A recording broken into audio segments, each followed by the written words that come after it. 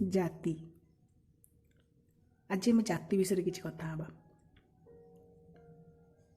ଜାତି ଶବ୍ଦଟି ଆମର ସଂସ୍କୃତ ଶବ୍ଦ ଜାତ ଶବ୍ଦରୁ ଆନିତ, ଯାହାର ଅର୍ଥ ଜନ୍ମ ଲାଭ କରିବା। ତ ଅନେକ ସମୟରେ ଆମ ବ୍ୟକ୍ତିଗତ ଜୀବନ ବା ସାମାଜିକ ଜୀବନରେ ବହୁ ସ୍ଥାନରେ ଜାତିକି ନେଇ ପ୍ରଶ୍ନ ଉତ୍ତର ବା ପରୋକ୍ଷ ବା ପ୍ରତ୍ୟକ୍ଷ ଭାବରେ ବିଭିନ୍ନ ମତଭେଦ ଦୃଷ୍ଟିଗୋଚର ହୁଏ। ତ ଏଇଠି ଚିନ୍ତା କରିବାର କଥା ଏହା ଯେ ଆମେ ହେଉଛନ୍ତି ଶିକ୍ଷିତ ବ୍ୟକ୍ତି। କ'ଣ ସତରେ ଜାତି 4 ପ୍ରକାରର? କ'ଣ ସତରେ ଜାତି ପ୍ରଥା ରହିବା ଉଚିତ?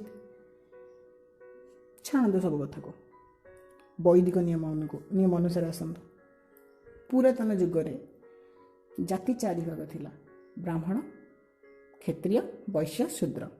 କାରଣ ସେତେବେଳେ ସେମାନଙ୍କୁ ବିଭିନ୍ନ ଲୋକମାନଙ୍କୁ ବା ବିଭିନ୍ନ ଗୋଷ୍ଠୀର ଲୋକମାନଙ୍କୁ ପରିଚିତ କରିବା ପାଇଁ ନିର୍ଦ୍ଦିଷ୍ଟ ନାମରେ, ନିର୍ଦ୍ଦିଷ୍ଟ କର୍ମରେ ଏବଂ ନିର୍ଦ୍ଦିଷ୍ଟ ରୂପରେ ସେମାନଙ୍କୁ କିଛି ନାମ ଦିଆଗଲା।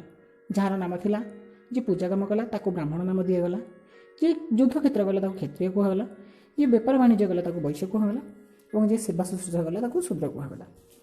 ତ ଦେଖିବାକୁ ଗଲେ ଏଠି ଗୋଟେ ସ୍ପେସିଫିକ୍ ନାମକରଣ କରାଯାଇଥିଲା, ନା କି କୌଣସି ବ୍ୟକ୍ତିକୁ ଗୁରୁତ୍ୱ ଦିଆଯାଇନଥିଲା କି ତୁ ଏଇ ଜାତିର ମାନେ ଏଇ ଜାତିରେ କାମ କରିବୁ ନିହାତି ବାଧ୍ୟ। ତ ସେଟା କେବେ ବି ଶାସ୍ତ୍ରରେ ଉଲ୍ଲେଖ ନାହିଁ। ଶାସ୍ତ୍ରରେ ଏଇଆ ଉଲ୍ଲେଖ ଅଛି, ଯିଏ ଜନ୍ମ ଲାଭ କରେ ସେଇଠିରୁ ହିଁ ତା ଜାତି ଆରମ୍ଭ ହୁଏ। ସେ ଜାତି ହେଉଛି ମଣିଷ ପଣିଆ ବା ମାନବ ଜାତି, ଯେଉଁ ଜାତିର କୌଣସି ରୂପଭେଦ ନାହିଁ, କୌଣସି ବର୍ଣ୍ଣ ନାହିଁ, କୌଣସି ପ୍ରକାର ନାହିଁ। ତ ତେଣୁକରି ଆମେ ମଣିଷମାନେ ହେଉଛନ୍ତି ଗୋଟିଏ ଜାତିର। କୌଣସି ଜାତି ଛୋଟ ନୁହେଁ କି କୌଣସି ଜାତି ବଡ଼ ନୁହେଁ, ସମସ୍ତେ ସମାନ।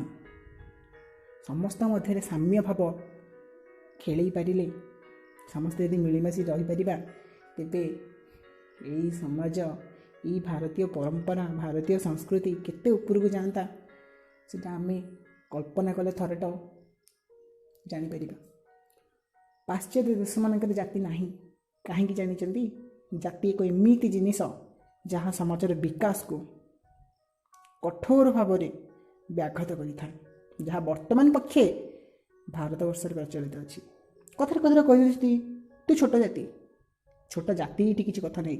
ଛୋଟ ଜାତିର ଲୋକ ଯାହା କରିପାରିବ ବଡ଼ ଜାତିର ଲୋକ କେବେ ବି କରିପାରିବ ନାହିଁ। ତେଣୁକରି ଛୋଟ ଜାତି ବୋଲି ନିଜକୁ କେବେ ଛୋଟ ମନେ କରିବା ଉଚିତ ନୁହେଁ ଏବଂ ସମସ୍ତଙ୍କୁ ସମାନ ଭାବରେ ଦେଖିବା ଦରକାର। କୌଣସି ଜାତି ବଡ଼ ଛୋଟ ନଥାଏ, ସବୁ ଜାତି ସମାନ ଥାଏ। ସମସ୍ତେ ମଣିଷ ଥାଆନ୍ତି, ସମସ୍ତଙ୍କ ଦେହରେ ଲାଲି ରକ୍ତ ପ୍ରଚଳିତ ହୋଇଥାଏ, ନା କି କାହାର ହଳଦିଆ, ସବୁଜିଆ, ନୀଳ। ତ ତେଣୁକରି ଜାତି ପଥ ଦୂର କରନ୍ତୁ ଏବଂ ସମାଜକୁ ଏକ ଜାତିବିହୀନ ବା ଗୋଷ୍ଠୀବିହୀନ ବା ଶ୍ରେଣୀବିହୀନ ସମାଜ ରୂପେ ଗଢ଼ି ତୋଳନ୍ତୁ। ଦେଖିବେ ସମାଜଟି ଆହୁରି ସୁନ୍ଦର ହେଇଯିବ, ଆହୁରି ମନମୁଗ୍ଧକର ଲାଗିବ ଆମକୁ। ବାସ୍ ଏତିକି ହିଁ କହିବାର ଥିଲା। ଧନ୍ୟବାଦ।